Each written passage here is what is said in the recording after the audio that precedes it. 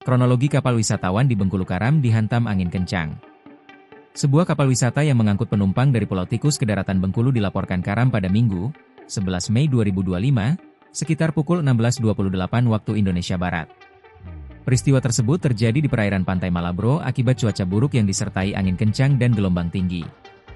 Dilansir dari tribunbengkulu.com, menurut laporan dari aparat kepolisian, kapal mengalami kerusakan mesin setelah dihantam gelombang besar di sekitar pintu masuk jalur perahu nelayan Malabro. Akibatnya, kapal oleng dan tenggelam sebelum berhasil mencapai daratan. Hingga saat ini, proses pendataan penumpang masih dilakukan oleh Polresta Bengkulu bersama Dinas Sosial Kota Bengkulu di Loket 3 Putra, lokasi yang dijadikan posko sementara penanganan korban. Humas Basarnas Bengkulu, Mega Maisilva menjelaskan, total ada 104 penumpang dalam kapal tersebut. Ada 104 penumpang data yang berhasil kami kumpulkan.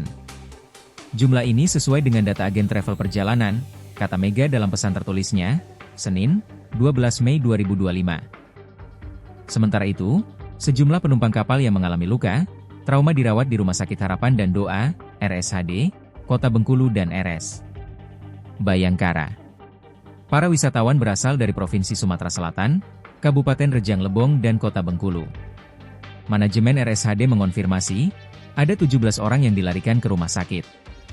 15 orang dinyatakan selamat, dan 2 orang lainnya dinyatakan meninggal dunia, MD, saat kejadian.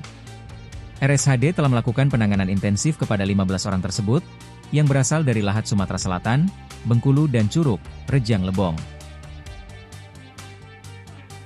Download Tribun X sekarang, menghadirkan lokal menjadi Indonesia.